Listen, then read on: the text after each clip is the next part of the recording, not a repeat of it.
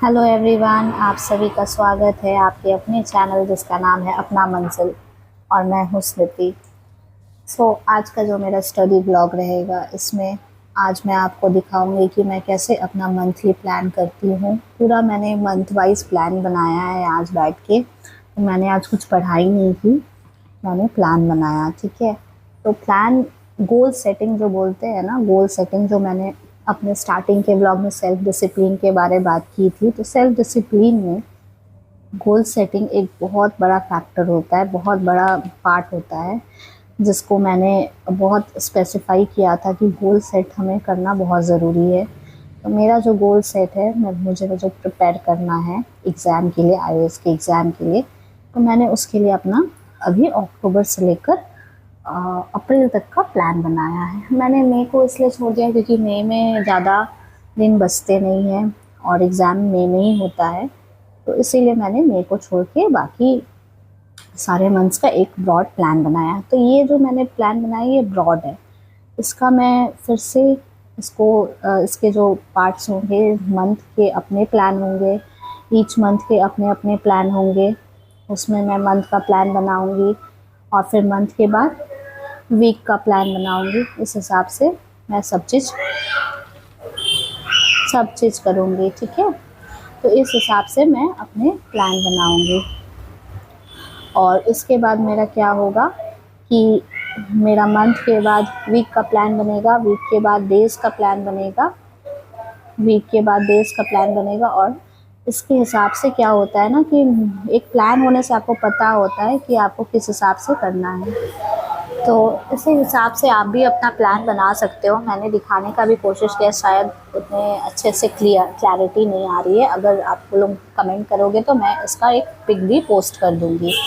तो इस हिसाब से प्लान बनाने से होता क्या है ना कि एक एक चीज़ आपको पता लगती है, आप आराम से प्लान अपना बना सकते हो, इसको डिवाइड कर सकते हो। सेट करने के बाद हमें जो प्लान बनाया उस पर हम लोगों को बहुत अच्छे से काम करना चाहिए। तो इसीलिए प्लान बहुत बहुत ज़्यादा इम्पॉर्टेंट रोल प्ले करता है। विदाउट प्लान हम कुछ भी नहीं बोल सकते हैं कि कुछ मतलब प्लान अगर नहीं है तो आप कुछ भी अचीव नहीं कर सकते हो। एक प्लान होना बहुत बहुत ज़्यादा इम्पॉर्टेंट है। तो इसीलिए ये प्लान मैंने बनाया आज के वीडियो में, आज के स्टडी ब्लॉग में मैंने इसीलिए प्लान बनाया। मैं इस मेथड से प्लान बनाई हूँ कि मैंने पहले मंथली कर लिया, फिर वीकली करूँगी, फिर डेज वाइज करूँगी।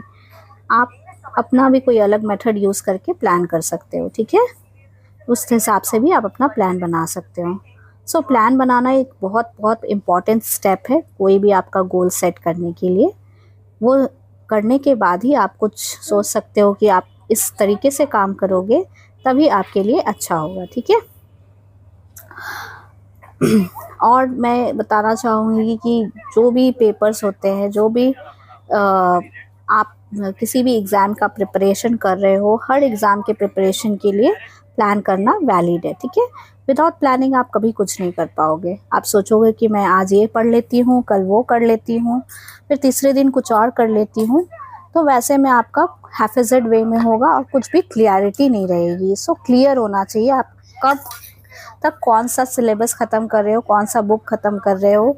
तो इसके क्या होगा, जब आपका एग्ज़ाम है उस पॉइंट ऑफ व्यू से आप अपना प्लान कर सकते हो। दूसरी बात जो बहुत इम्पॉर्टेंट होती है प्लान बनाने के लिए, वो आपको ये देखना होगा कि आपके पास कितना टाइम बचा है आपके एग्ज़ाम से। ठीक है, उस बात को ध्यान में रख के आप अपना प्लान को डिवाइड कर सकते हो, डेज़ को डिवाइड कर सकते हो, मंथ्स को डिवाइड कर सकते हो। और जो एक चीज़ है वो है कि आपका कितना सब्जेक्ट्स आपको पढ़ना है।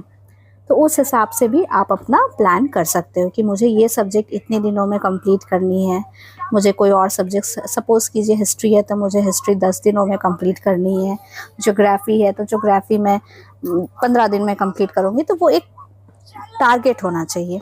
अगर आप बिना टारगेट का कोई भी काम करोगे तो आपका क्या होगा ना कि आप कहीं पे भी मतलब लाई नहीं करोगे और कुछ भी आपका अचीव होना बहुत मुश्किल हो जाएगा।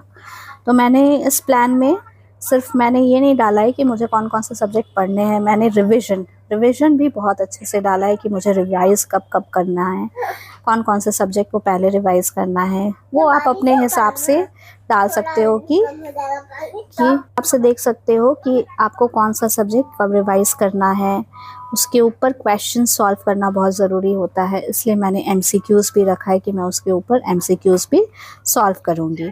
तो ये सब छोटी छोटी बातें हैं जो हमें बहुत ज़्यादा ध्यान पे रखना चाहिए।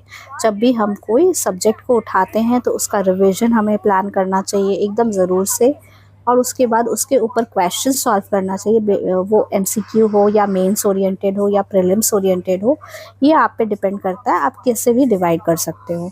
तो इस हिसाब से आपको रिवीजन का अपना स्ट्रैटेजी रखना बहुत ज़्यादा इम्पॉर्टेंट है। ठीक है।